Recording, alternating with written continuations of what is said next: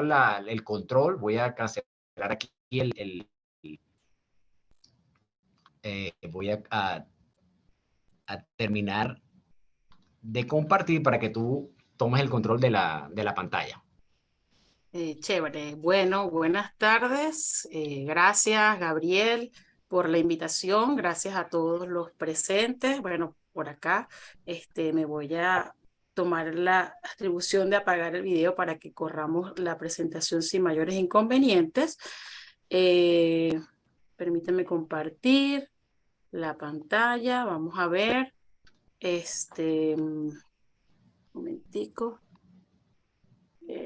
No sé qué era la última lámina. Sí, no es fácil a veces resumir en 45 minutos todo lo que se quiere transmitir. Pero bien, bueno, primero que nada les agradezco por la invitación. Y bueno, quiero que sepan que lo que vamos a ver hoy es parte de un trabajo o de muchos trabajos en los cuales he tenido la oportunidad de participar y compartir, sobre todo con profesionales de distintas disciplinas, de distintas edades, y así como han sido profesionales, muchos estudiantes que hoy en día son ingenieros, de los cuales me ha tocado la labor de guiar y bueno, llevarlos de la mano en esta hermosa labor que yo llamo ser petrofísico. Ok, en cuanto al contenido, está enfocado principalmente en lo que son los casos de estudio. ¿Sí logran ver la lámina de contenido? Sí. Ok. Eh, Como ya Gabriel les comentó, bueno, sí, nosotros nos encanta mostrar parte de lo que hemos realizado a lo largo de este tiempo. Y los casos que vamos a ver principalmente se concentran en lo que son las areniscas gasíferas en la plataforma del Tana, las areniscas ya bastante estudiadas de crudo pesado de la faja petrolífera del Orinoco, y las areniscas gasíferas del Golfo de Paria. Estos tres casos están enmarcados dentro de lo que es la cuenca oriental de Venezuela, nuestra gran cuenca oriental. Este trabajo del Golfo de Paria es parte de lo que desarrolló un geofísico, estudiante de la Simón Bolívar, como tesis para optar a su título. Y bueno, yo les traigo hoy parte de ese trabajo de él. En cuanto a los carbonatos y siliciclásticos de la Ensenada de la Vela, ubicados dentro de la cuenca de Falcón, tuve la oportunidad de guiar a un estudiante de la Central, también geofísico, en una caracterización de sistemas porosos, y bueno, también lo vamos a ver más adelante. Bueno, fuimos noticia por este gigante descubrimiento en el campo Perla. Tuve la oportunidad de evaluar estos carbonatos también.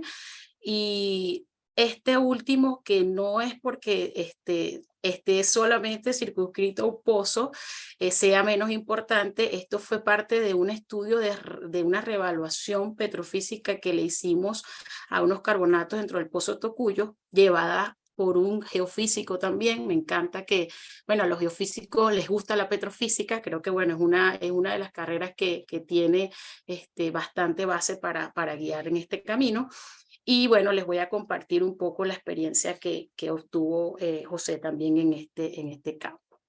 Entiendo que el día de hoy contamos con un público bastante ya si se quiere, con experiencia. Sin embargo, estoy segura que hay algún que otro nuevo profesional que me pareció oportuno introducirlo un poco, de dónde proviene el término y a qué se refiere, ¿no? Como tal, sabemos que, bueno, Archie, bueno, es uno de las figuras bastante referentes en cuanto al término petrofísica. De hecho, fue él quien sugiere ubicar un término que permita referirse a la física de los tipos particulares de la roca, así como la geofísica se refiere a los grandes sistemas de rocas que componen la Tierra.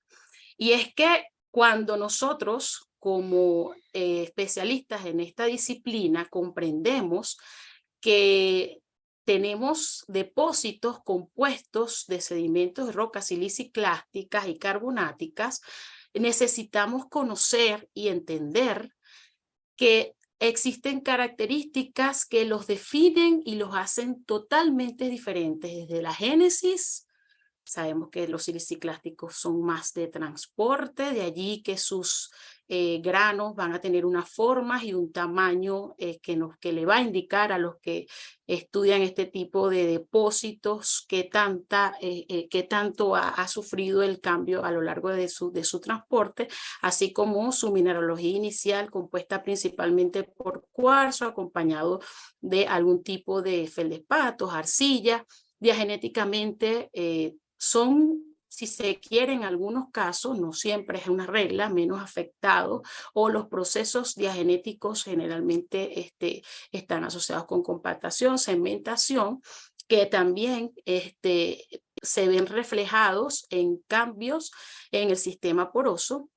Y dependiendo del tamaño de estas partículas, voy a tener también variaciones en los tamaños de grano o de poro, lo cual me va a permitir establecer relaciones de porosidad y permeabilidad particulares para este tipo de depósitos. ¿Qué pasa con los carbonatos? En principio, los carbonatos, ya su génesis es más enmarcada en una formación in situ. Necesitamos ambientes más marinos para que existan unos componentes que sean los productores, que van a variar dependiendo de su ubicación y del entorno que ellos decidan para generar este tipo particular de roca. Su mineralogía inicial va a estar compuesta principalmente por calcita. Sin embargo, sabemos que diagenéticamente son más sensibles, son más vulnerables a los cambios postdepositacionales, los cuales vamos a ver reflejados en diversos procesos diagenéticos que van a generar cambios en los tipos de porosidad y la porosidad per se. No necesariamente esos procesos van a destruir la porosidad. En muchos casos, estos procesos genéticos lo que hacen es mejorarme la porosidad. Y bueno, en estos tipos de depósitos a veces se pueden observar una amplia variedad de tipos de poros, lo cual a veces complica establecer esas relaciones en lo que es la porosidad y la permeabilidad. Considero que es importante que el petrofísico sepa cuál es su rol dentro de la industria de los hidrocarburos. Sabemos que, bueno, hoy en día el petrofísico tiene una amplia, puede desarrollar su disciplina en otras fronteras. Ahorita está muy en boga el tema del almacenamiento de carbono, de la geotermia, pero en sí, acá lo que le voy a transmitir a los nuevos profesionales es cuál sería ese rol que usted tendría dentro de la empresa de los hidrocarburos. Bueno, yo pienso que primero es importante que a esa persona le guste lo que haga. Creo que eso es lo que nos va a permitir mantenernos motivados y siempre estar dispuesto a asumir los retos que se nos presenten dentro de la industria. Y ese profesional debe estar totalmente claro en lo que son esos fundamentos físicos y esas bases científicas de sus principales aliados, que son los registros de pozo.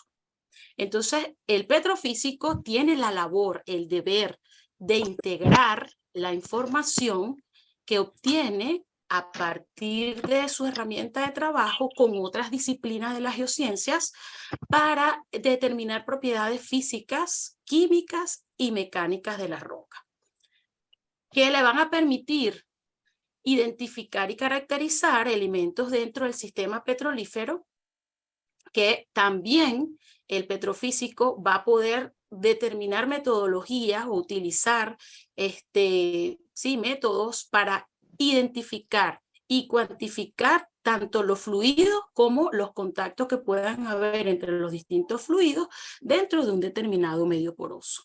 ¿Y con qué propiedades hacemos nosotros este trabajo? Bueno, conociendo propiedades como lo que son la porosidad, la permeabilidad, esas fuerzas capilares que están relacionadas con la distribución del tamaño de los poros, las cuales las podemos conocer cuando interpretamos las pruebas de presión capilar.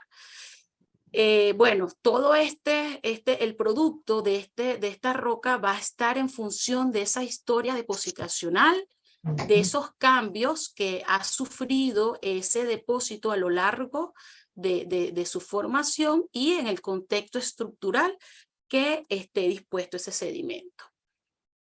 También es importante que nosotros sepamos con qué tipo de datos podemos manejar. A veces, dependiendo del proyecto, dependiendo de la cuenca, vamos a disponer de más información que otra o un tipo de información específica. Bueno, iniciando con los primeros perfiles que tenemos a la mano, que serían estos perfiles de Moonlog o perfiles en donde está un geólogo describiendo ese material litológico que va recibiendo, y así también tenemos mediciones de cromatografías de gases, pruebas que si se tienen shows de gas, bueno, un sinfín de datos que se involucran al principio de la perforación del pozo.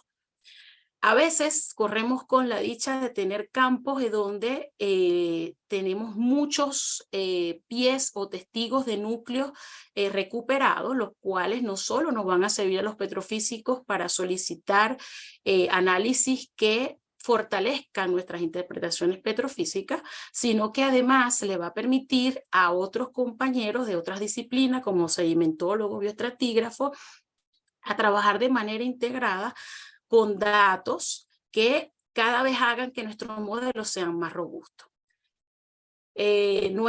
Vamos a decir, nuestro aliado principal, los registros. Bueno, tenemos una amplia gama de registros dependiendo de las propiedades físicas que midan las herramientas. Tenemos radioactivos, neutrónicos, ya como Gabriel les mencionó, de resonancia. Entonces nosotros debemos estar claros de tanto lo que podemos obtener y cómo pueden variar esas mediciones dependiendo del entorno que nos toque interpretar. Eso es muy importante. Esto no es una receta, lo que tenemos que utilizar para hacer las interpretaciones de los registros. Y bueno, una vez que tengamos datos de producción, incorporar también eso para generar una evaluación petrofísica lo más integral posible que le permita generar como producto una comprensión del tipo de litología, las porosidades asociadas a esas litologías, contabilizar cuánta saturación de agua está presente, ya que eso va a ser el reflejo de la saturación de petróleo, de gas o de condensado, dependiendo de el yacimiento que estemos evaluando. Disculpe, hay como un micrófono abierto por ahí. Bueno, estos parámetros están enmarcados, o sea, cuando se va a hacer un cálculo de petróleo, de gas original en sitio, imagínense la responsabilidad que tenemos nosotros los petrofísicos de dar respuesta a todos estos parámetros que están en este óvalo. Para caracterizar a quién, a esta roca almacén, que es uno de los principales elementos del sistema petrolífero que nosotros tenemos la responsabilidad de conocer y de describir. Ahora bien, el petrofísico no solo va o tiene el deber de participar en la descripción de esa roca almacén cuando se encuentra en lo que es la cadena de valor de la industria de los hidrocarburos. Yéndonos un poco más agua abajo, nosotros podemos con nuestras herramientas identificar características que describan esas rocas generadoras que le permita integrar al geoquímico para poder conocer cuáles son esos aspectos y qué tanta madurez, qué tanto contenido de materia orgánica pueda tener este otro elemento importante. Sabemos que, bueno, todos los elementos son importantes y deben estar de manera sincrónica. Debe existir una sincronía para que sea exitoso el sistema. Nosotros también tenemos con nuestros registros la posibilidad de identificar esas características impermeables y ese espesor que describen las rocas sello. Entonces, bueno, como podrán observar, nosotros podemos pasearnos desde lo que es la parte exploratoria más aguas arriba de nuestra industria de los hidrocarburos.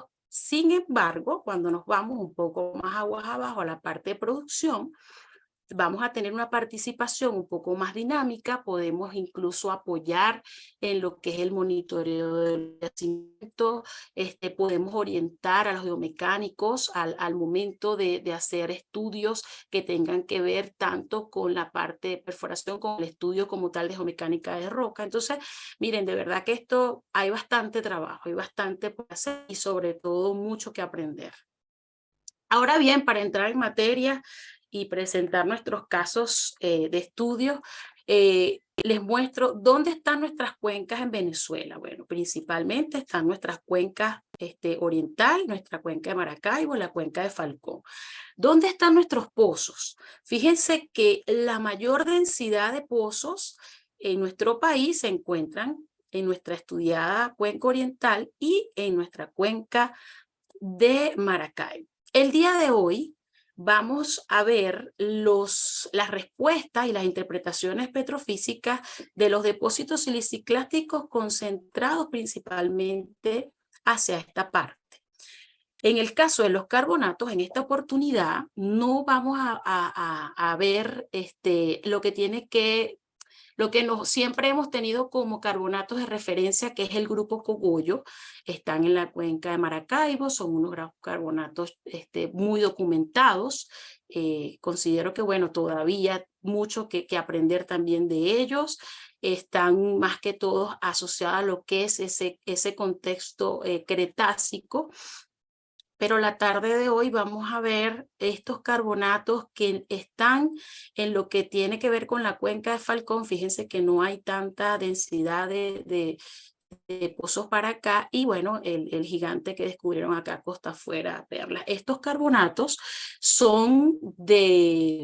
están más que todo ubicados hacia una edad más del mioceno, mioligoceno, algunos que son solo miocenos, otros que son oligomiocenos. Los sistemas petrolíferos de algunos de estos todavía son objeto de estudio. Pero bien, vamos entonces a entrar en materia.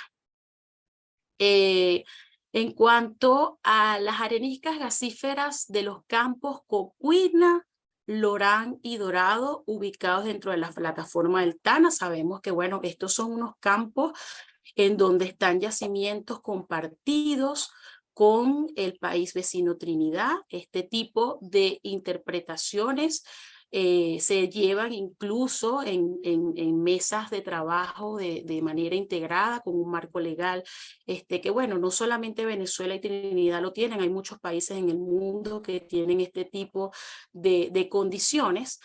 Estos depósitos son de edad más que todo plioceno.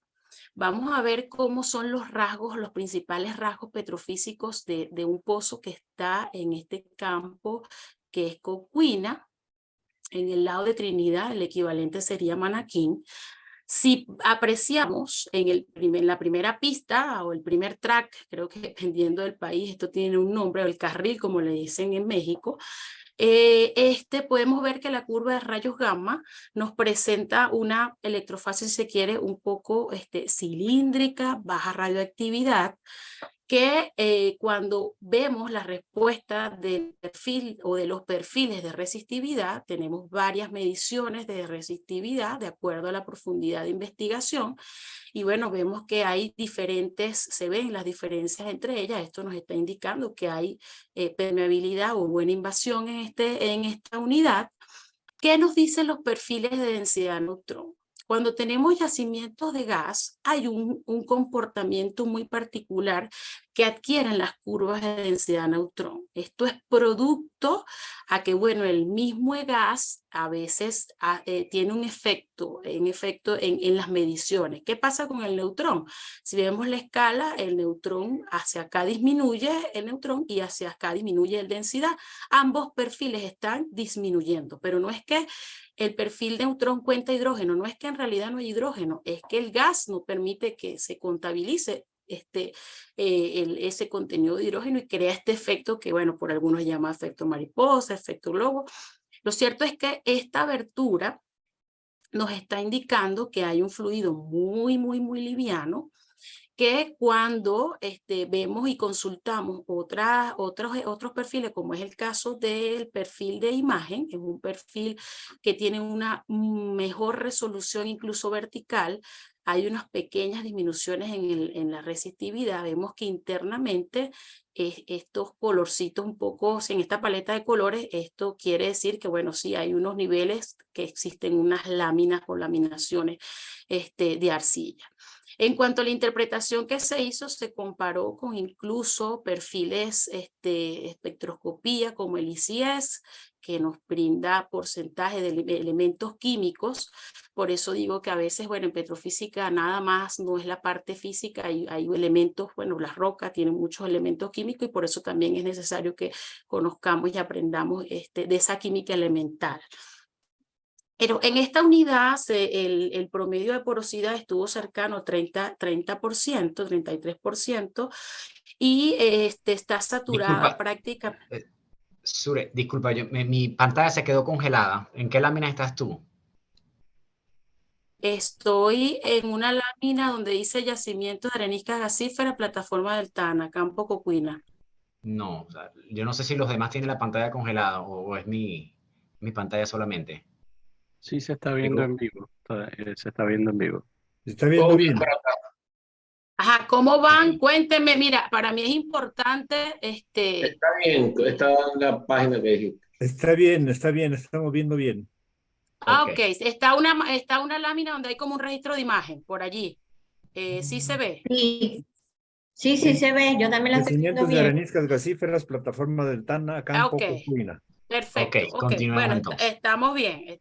Bueno, para mí es importante que cuando se pierda el sonido o esté hablando de algo que no se transmita, por favor me avisan porque sí es bueno que todos estemos de la mano, pues.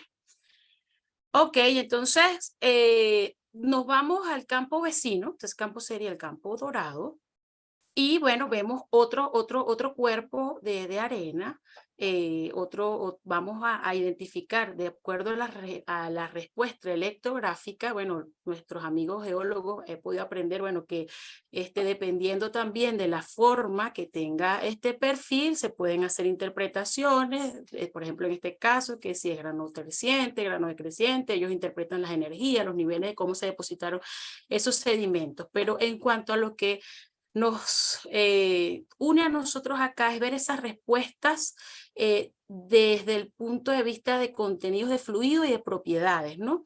Fíjense que en esta unidad, en la parte superior, podemos ver una alta resistividad, quizás no tan alta como la de la arena anterior, pero dentro del mismo cuerpo hay una disminución brusca de esa resistividad, lo cual vemos a ver qué nos dice el densidad neutrón. Ya no está ese cruce o esa abertura que nos está indicando que hay un cambio. ¿A qué se debe ese cambio? Bueno, a la presencia de otro fluido, en este caso agua. Sabemos que es agua, integrando con el análisis que hicieron los amigos de yacimiento, dos gradientes claramente visualizados cuando se interpreta con las profundidades donde se identificaron esos contactos, hubo un buen match. Bueno, en este caso las porosidades eran un poco menores en este nivel, había un poco más de contenido de arcilla. fíjense que, bueno, me gusta mucho siempre ver, calcular el volumen de arcilla, a veces no solo de entrada con el gamma ray. Aquí vemos dos curvas de gamma ray. La azul sería el gamma ray sin uranio y acá la roja sería el gamma ray espectral que le quitan el uranio. Aquí quizás no hay mucha diferencia, pero ya vamos a ver más adelante cómo sí es importante incorporar este tipo de perfiles a las interpretaciones. Bueno, esta es una arena suprayacente a la que acabamos de ver, pero aquí vemos cómo cambia. Aquí ya tendríamos entonces los granos más finos hacia el tope, decreciendo un poco más de acuerdo a la forma de la curva de rayos gamma, pero es un ejemplo también muy similar al anterior. Vemos un contacto. Acá tuvimos un perfil de mineralogía, el perfil, creo que este sí es el perfil PEF, bueno, donde nos ratificaba que teníamos ciertos, si se quiere, características de siliciclástico. Las propiedades petrofísicas acá, igual 24% de porosidad, el volumen de arcilla similar al anterior, o sea, son arenas del mismo pozo, solamente una y suprayacente a la otra. En el caso del Lorán tiene unos buenos desarrollos de arenas también saturadas con gas, es uno de los yacimientos más grandes que tienen estos campos. Sin embargo, bueno, nos encontramos con una unidad donde se puede observar, la curva verde sería el rayos gamma, tenía una alta radioactividad, que cuando se determinaba el volumen de arcilla, había como inconsistencia en lo que nos decían el resto de los perfiles con esta evaluación. Entonces esto lleva a hacer un nuevo cálculo de volumen de arcilla y constatar que efectivamente en este caso quizás aquí no había espectral, lamentablemente aquí no había espectral, pero ya viendo esta respuesta y lo que nos dicen los otros perfiles, nos da entonces la tarea de que, mira, no podemos irnos de una vez a calcular el volumen de arcilla por aquí porque estamos subestimando el contenido de gas que está presente de acuerdo a la respuesta de los otros perfiles. Y bueno, cuando comparamos los gráficos de densidad-neutrón, efectivamente lo pudimos corroborar. Entonces, con esto cerramos el caso de las areniscas gasíferas de plataforma, a pesar de que, bueno, son intervalos de arenas, igual pueden tener sus pequeños detalles. ¿Qué es lo complicado aquí? Que, bueno, como en principio son yacimientos compartidos, siempre se hacen evaluaciones petrofísicas en un país y en otro. Entonces, cuando no se tienen los mismos criterios, a pesar de que se estén usando las mismas curvas, es difícil llegar a acuerdos. Entonces, eso es lo que complica en este tipo de yacimientos las evaluaciones. Ahora vamos al campo Poza. Este es un campo que está en el Golfo de Paria. El ingeniero geofísico Luis Leonel Mendoza tuvo la misión de, bueno, evaluar, revisar qué había acá. Estamos hablando de depósitos más o menos igual de Plioceno tardío. Y él incorporó unos topes a nivel de secuencia que describían formaciones como la pica y las piedras y realizó sus identificaciones en cuanto al tipo de fluido. Sí, efectivamente, habían zonas con fluidos livianos, las respuestas típicas, aumentaba la resistividad. Lo que sí pudo observar es que en este caso había, de acuerdo a los promedios de las propiedades de estas arenas, había un poco más de saturación de agua. Entonces, bueno, pensábamos que posiblemente había un poco más de material fino, o efectivamente había algún tipo de fuente que estuviese enriqueciendo con agua libre. En el caso de este es otro pozo, no necesariamente estaba saturado de gas, y aquí se veía que era otro fluido, ya sea liviano o un fluido ya no tan atractivo para su interpretación, pero bueno, él cumplió con el procedimiento y bueno, de acuerdo a los cálculos que se llevaron a cabo en ese momento, bueno, había un poquito de saturación de interés. En la faja La faja, bueno, ya muy estudiada y bastante conocida. En la faja tenemos, bueno, sedimentos tanto de lo que es el Cretácico como del Paleógeno. Vemos que acá un pozo. ¿Cuáles eran las premisas? Bueno, primero integrar toda la respuesta de los perfiles, identificar que existían niveles de baja resistividad. La radioactividad no siempre, la alta radioactividad no siempre está asociada a arcilla. ¿Qué podemos interpretar acá? Bueno, inicialmente tenemos cuerpos, unidades con baja radioactividad que presentan una alta resistividad y de acuerdo a la curva de densidad de neutrón, sí, efectivamente son arenas que no son tan arcillosas que al momento de hacer los cálculos de saturación de crudo coincidían con la respuesta o la señal típica del resonancia. Sabemos que en el caso de resonancia, el crudo pesado es uno de los primeros tiempos que se visualiza. Yo no soy especialista en resonancia, pero algo he podido aprender en cuanto a las señales, dependiendo de los distintos tipos de fluidos que estén presentes. Lo que llamaba la atención es que habían unidades, por ejemplo, como esta que tenemos acá, que cuando se hacían las evaluaciones, aquí la resistividad tiende a aumentar, pero no se ve como las que están arriba. Entonces, ¿qué pasa con el resonancia? Sí, efectivamente, aquí estamos viendo dos señales. La señal que ya viene acá arriba, que ya decimos que es crudo, pero hay otra señal que me está indicando que hay otra cosa. Ya vamos a ver qué es esa cosa y cómo está eso relacionado con las medidas de resistividad.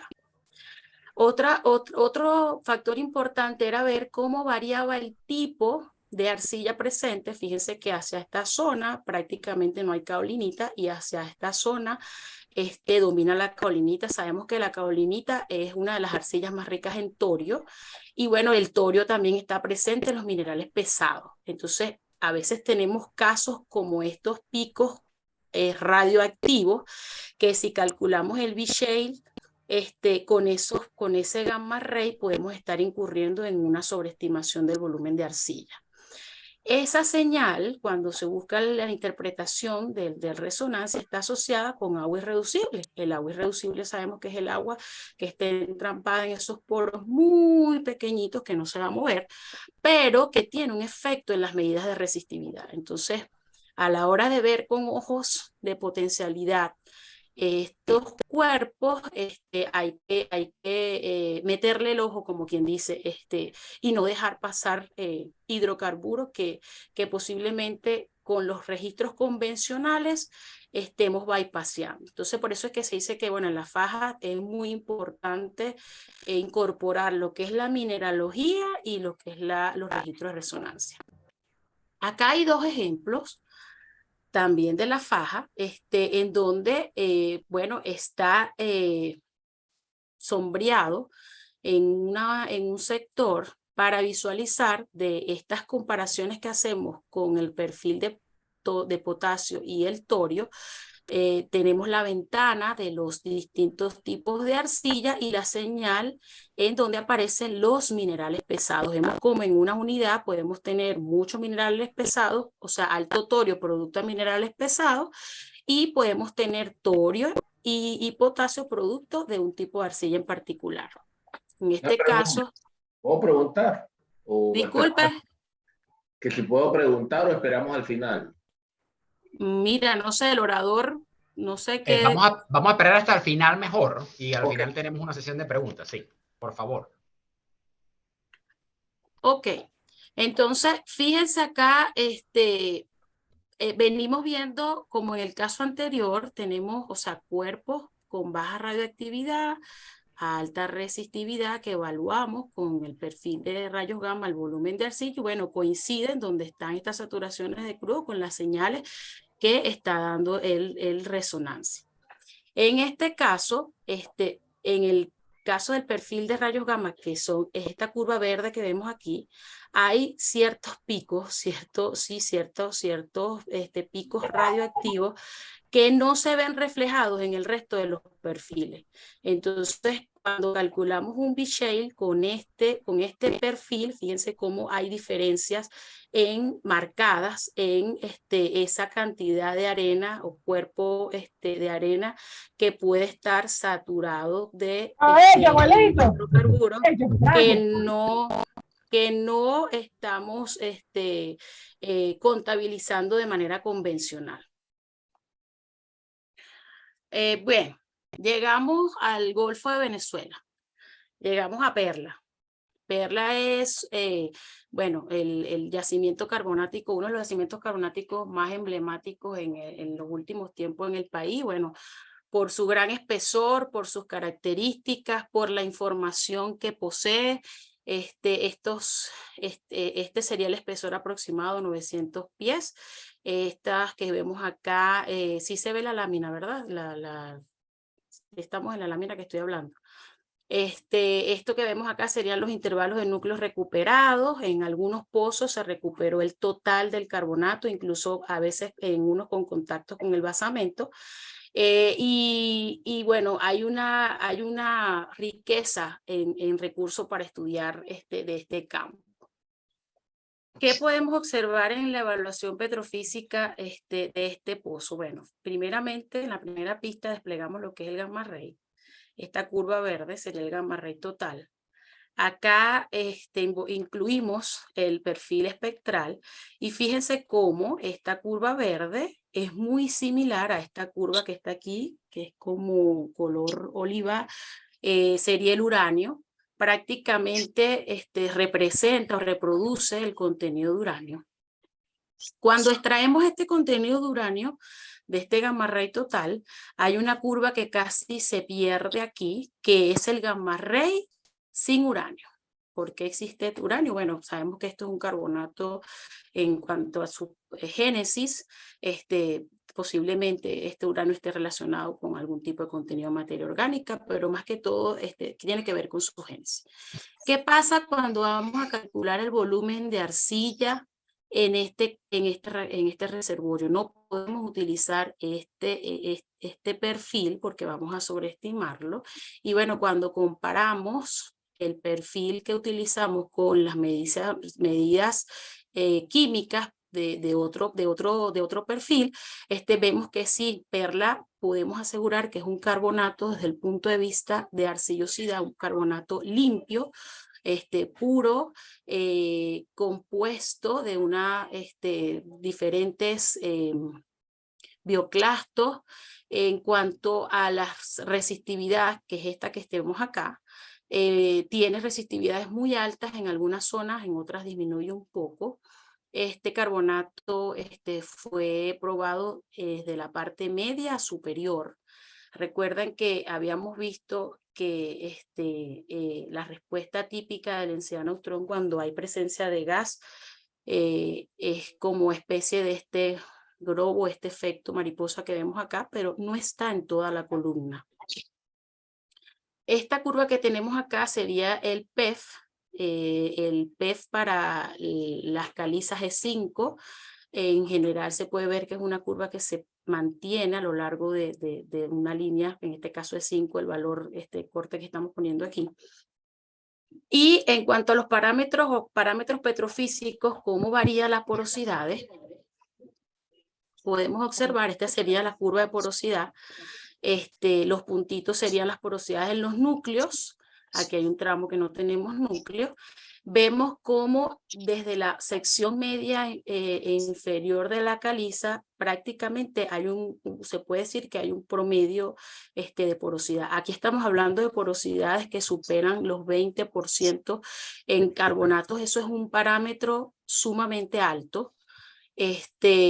Acá arriba también tiene muy buenas porosidades, sin embargo, bueno, hay una parte de la caliza que no se recuperó núcleo, esta sección superior, que es la que vemos acá que tiene como el efecto más de mariposa. ¿Qué hicimos acá? Identificamos distintas petrofacies. Estos colores están asociados a distintos tipos de poros. Aquí estamos hablando dominio de tipos de poros micro y mega, los cuales integramos con la fase sedimentológica Aquí estamos hablando de unas fases un poco más lodosas y en la parte superior estamos teniendo unas fases un poco más granosoportadas y por ende el tipo de poro es diferente, es más grande. Ya lo vamos a ver por qué. Incorporamos muestras de presión capilar y distribución de tamaños de gargantas de poro, lo cual es sumamente importante al momento de evaluar carbonatos, porque una cosa es lo que vemos a nivel macro y otra cosa es cómo se dispone el espacio poral a nivel micro. Fíjense cómo en esta sección estas muestras arrojan heterogeneidad en los radios de garganta poral. Esto tiene que ver con cómo están dispuestos los fósiles, en este caso los foraminíferos. El tipo de poro que domina aquí hay heterogeneidad. ¿Qué pasa en esta sección media inferior de la caliza? Hay como un poco más de orden, vamos a decir. Hay como un poco más de menos mezcla, hay como una homogeneidad. Esta homogeneidad está en función a un dominio de tipos de poros de un tamaño pequeño. ¿A qué se debe? ¿Y cómo influye esto incluso en las permeabilidades? Esto nos llevó a definir dos clases petrofísicas en función a ese comportamiento de permeabilidad, porosidad, en cual en la clase 1, que es la parte de arriba, estaríamos hablando de calizas soportadas por grano. Aquí casi que no hay lodo carbonático, que incluso es a veces el que nos está dando el comportamiento de la parte de abajo, la clase 2, tenemos fases soportadas tanto por grano como por lodo. ¿Qué sucede en la clase 1? Bueno, hay preservación de los distintos tipos de porosidad primaria. Ahí hay porosidad primaria preservada en las cámaras de los foraminíferos dentro de las algas rojas, que es uno de los componentes principales de los carbonatos de perla. Y eso lo vimos a nivel de presión capilar con radiogargantas de poro y también se comparó con datos de resonancia magnética a muestras de núcleo. Entonces, ¿qué hace que esta unidad tenga mejores permeabilidades que la otra? Que bueno, tenemos intervalos en donde hay microfracturamiento de partículas, los cuales hacen que esos distintos tipos de poros se comuniquen. En la clase 2, que le dije que era la que se veía un poco más unimodales, puede ser el término, esos radios de garganta de poro son pequeños. ¿Pero por qué? Porque el dominio que hay en la textura de la roca es más, hay más lodo carbonático y dentro del lodo carbonático también hay porosidad. Por eso es que vemos esas altas porosidades, pero bajas permeabilidades. Desde el punto de vista de componentes y tipo de poros, esta fue la integración que se hizo con las personas que describieron la parte sedimentológica. Fíjense cómo dentro de los fósiles internamente hay poros que están en comunicación con los poros más pequeños que hay en los otros tipos de fósiles producto de microfracturas de partículas como esta que vemos acá. Entonces, eso desde el punto de vista de componentes, perla está compuesta principalmente de algas rojas y macroforaminíferos. Esos son los componentes mayoritarios. El resultado en los pozos 2 y 3, en cuanto a tipos de poro dominante, vemos que en el caso del 2 y 3 hay un componente, si se quiere, de aportes de micros y mesoporos. Pero el pozo perla 4 está prácticamente compuesto de microporos porque él no penetró, o mejor dicho, está ausente esa sección superior que tiene también buenas propiedades petrofísicas. Entonces, en principio podemos decir, perla, tenemos en perla carbonatos que son tanto de edad oligoceno como de edad mioceno dentro de la misma unidad.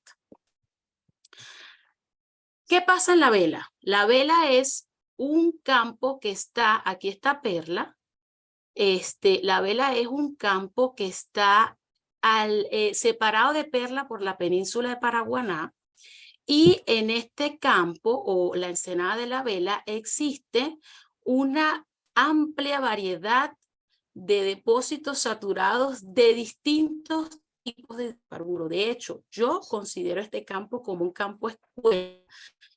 Aquí hay pruebas, desde el yacimiento, desde el basamento fracturado. Tenemos en este campo un basamento fracturado, saturado de hidrocarburo en un sector particular de la zona de estudio, y a lo largo de que nos desplazamos en los distintos pozos, tanto en los siliciclásticos como en los carbonatos, hay una gama de hidrocarburos probados, desde livianos hasta condensados. ¿Qué hicimos? Lo primero, conocer de qué estaba compuesta esa roca. Entonces nuestros amigos sedimentólogos y petrógrafos nos dicen, miren, de acuerdo a las descripciones, en el campo La Ensenada de la Vela, ya los carbonatos no son ya no están en el Oligoceno. Los carbonatos están circunscritos solamente al Mioceno, del Mioceno temprano a medio. Incluso hay uno más joven por acá.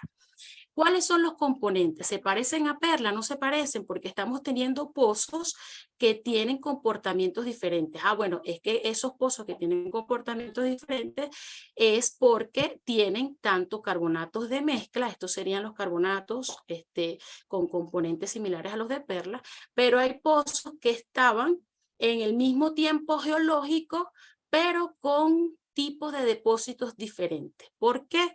Bueno, porque desde el punto de vista estructural, en esta área hay un control estructural muy fuerte en la sedimentación, que hace que yo tenga estas variaciones en los tipos de poro. Donde tengo los componentes parecidos al Perla, voy a tener tipos de poros dominantes, micromesoporos.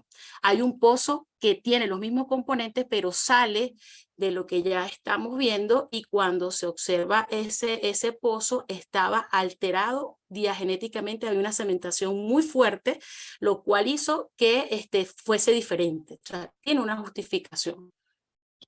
¿Qué sucede hay una formación suprayacente a estos depósitos carbonáticos, que es esta formación Socorro, ya la vamos a ver a nivel de perfil, que está compuesta principalmente por algas rojas. Esas algas rojas, estas que están aquí, que se ven internamente, como hay muchos poros muy pequeñitos dentro de estas algas rojas, que me dan el carácter de microporosidad dentro de estos carbonatos. A nivel de registro, esa formación Socorro es esta que vemos acá. Son pequeños cuerpos carbonáticos, ¿sí?, con porosidades que varían. Aquí hay unas muestras de núcleo que se tomaron incluso para esa formación, que varían desde 20 hasta 26%. Wow, es bastante, son muy porosos. ¿Por qué se conectan en algunos casos y por qué en otros no? Porque, bueno, cuando está presente estas microfracturas, que nosotros pudimos comprender por qué era importante involucrar el valor del exponente de cementación, que nos daba en estos casos menor a 2, lo cual es significativo para los petrofísicos al momento de hacer los cálculos de saturación de agua. Existe una relación entre el tipo de poro que está presente, las curvas de presión capilar, que me pueden indicar en algunos casos bimodalidad de los tipos de poros presentes, y en la caliza inferior hicimos esas variaciones también de los cálculos de saturación de agua, variando ese exponente de cementación, y fíjense cómo, dependiendo del método y el M igual a 2, podíamos tener zonas donde indicaran que posiblemente había una saturación que no se estaba contabilizando. Estos carbonatos inferiores, para algunos autores son el miembro cauderalito, para otros cantaures, son menos porosos que los de la formación Socorro. Son menos porosos, ¿por qué? Porque, bueno, en algunos casos hay una mayor cementación, están diagenéticamente más golpeados, a pesar de que sus componentes puedan ser muy similares. Entonces ahí es donde vemos cómo impacta el tipo de proceso diagenético en los tipos de roca. ¿Qué pasó cuando quisimos calcular las porosidades dependiendo del tipo de depósito y los modelos que íbamos a utilizar. Observamos que, bueno, en algunos casos calculábamos la porosidad con el perfil sónico y obteníamos una buena correspondencia con los datos de núcleo. Sin embargo, a veces cuando utilizamos el perfil de densidad, en algunas zonas nos cotejaba, pero en otras no. Entonces, bueno, viéndonos un poco más a la literatura, parte de estos depósitos siliciclásticos tienen influencia de ese material erosionado, transportado del basamento, que también se ve reflejado en la respuesta de los perfiles. Bueno, esto es parte de lo que le decía de las sensibilidades que se hicieron, variando los exponentes de cementación obtenidos en los laboratorios y cómo impactaban en los cálculos de saturación de agua. Bueno, para finalizar, y como les dije, no menos importante, el pozo que vamos a hablar ahorita en esta cuenca, seguimos en la cuenca de Falcón, esto está enmarcado en la subcuenca del Bajo Tocuyo. El pozo que les menciono es este que está acá, fíjense, está prácticamente el último que está ya para irnos a la costa. Es este pozo que vemos acá. Este pozo fue perforado en el año 93, como junto a como pozos en búsqueda de evaluar prospectividad en lo que son estos carbonatos mioceno superior, mucho más jóvenes que los que estamos viendo ahora, unos carbonatos más jóvenes. Fíjense, este pozo fue un sling hole, recuperaron aproximadamente 4.000 pies de núcleo, bastante. De aquí se puede estudiar muchísimo, incluso desde el punto de vista de petrología. Estas unidades están siendo actualmente documentadas por geólogos activos en esta materia, pero bueno, lo que nos compete a nosotros desde el punto de vista de evaluaciones petrofísicas en este pozo es ver qué sucede con los registros, qué respuestas nos dan. De hecho, este pozo fue abandonado por no presentar prospectividad. Tenemos unas curvas, en este caso del gamma ray sin uranio, fíjense que se parece, o sea, bastante bajo desde el punto de vista radioactivo, o sea, es un carbonato puro, limpio también. Cuando vemos lo que nos dice el densidad de neutrón, sí, efectivamente pueda que tenga algún poco de potencial de zonas gasíferas, pero ¿qué nos dice la resistividad? Pues lamentablemente en este pozo para esta unidad hubo un problema mecánico que no permitió que se registrara el perfil de resistividad en esta sección superior. Esta caliza tiene aproximadamente 800 pies de espesor, o sea, empezaría como aquí, 200, 400, sí, casi 800 pies de espesor. Este carbonato de la formación Capadare. Fíjense, si integramos lo poco que se puede ver de la resistividad cuando incorporamos los parámetros petrofísicos que se incluyeron en este estudio, bueno, sí, efectivamente hay unas zonas con porosidades muy buenas, las porosidades oscilan entre los 20 hasta 30%, o sea, el tipo de porosidad es muy parecido al perla, incluso las texturas y los componentes productores son algas rojas y macroforaminíferos, los mismos que están en perla. ¿Qué pasó? Bueno, aquí hay una referencia de un intervalo que está dolomitizado. En este tipo de carbonatos, cuando hay dolomitización parcial de ese lodo carbonático, se incrementan los radios de garganta de poro y hacen que la calidad de la roca mejore. Esto se ve en este pozo. Es de verdad que es muy bonito este pozo. Sospechamos que aquí, de acuerdo a la interpretación, pudiera haber un posible contacto. La verdad no lo sabemos. Esto fue incorporar datos nuevos a interpretaciones previas y bueno, hacernos preguntas. Mira, si este carbonato de 800 pies, cuyos componentes productores son los mismos que estuvieron en perlas, tenemos la misma característica. Bueno, tenemos algunas zonas en donde el exponente de cementación es variable, el M es variable, porque seguro el tipo de poro también es variable por esa biota característica. Existen también zonas microfracturadas, los cuales también van a tener implicaciones en el exponente en la saturación de agua. El objetivo de este pozo era esta formación. Uno de los objetivos era evaluar esta formación del oligoceno. Y bueno, ya de aquí, con todo esto, nos llevamos a la reflexión y bueno, preguntarnos, mira, las características petrofísicas, sedimentológicas, las descripciones de tipos de litológicos, tratamos de incorporar con los registros que tenemos, hacer identificación de litologías y compararlas con lo que aparece reportado en el sumario geológico.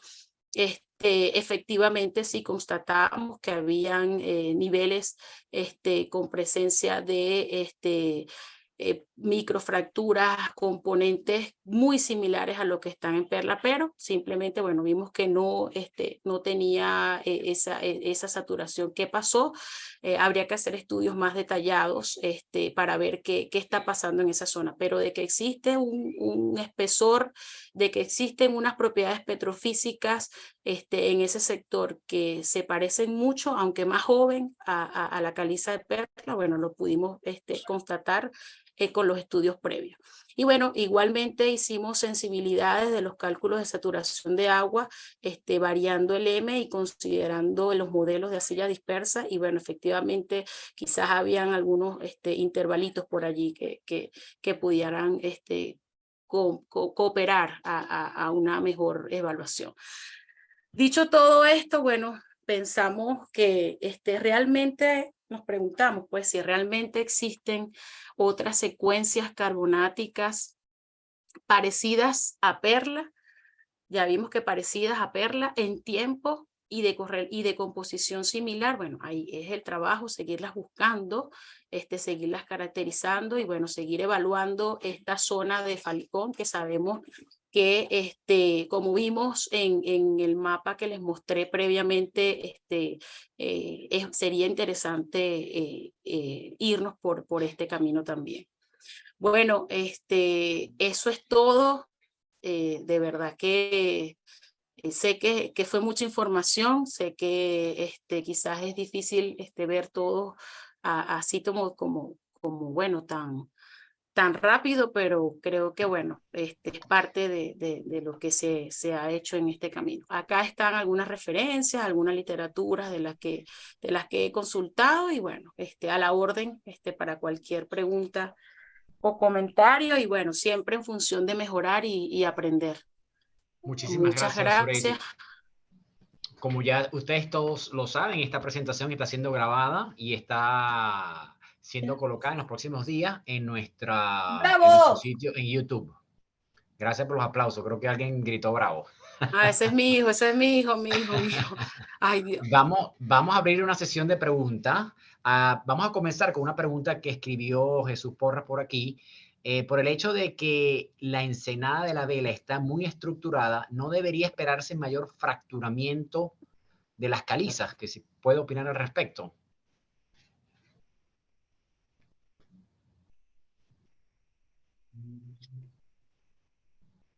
El hecho de que en la ensenada de la Vela esté muy fracturado, ¿no debería esperarse mayor Sí, fracturamiento en las calizas? te escucho, Gabriel, sí. Sí, bueno, en efecto, creo que acá, fíjese, esto que está acá se ve en las secciones finas, incluso hay muchas más. En la tesis de Yolimar hay unas fotos donde muestra los tapones de núcleo de algunos pozos, porque no todos están iguales. Sabemos que, bueno, es un campo que geológicamente y estructuralmente es bastante complejo. De allí quizás es ese miedo, ese alto riesgo geológico que hay allí para de una vez llegar allí. Pero insisto, este campo pienso que es una escuela y sí, efectivamente hay pozos que tienen los núcleos con muchas fracturas visibles a nivel macro y a nivel micro también. Siguiente pregunta, si alguien tenía una pregunta hace rato.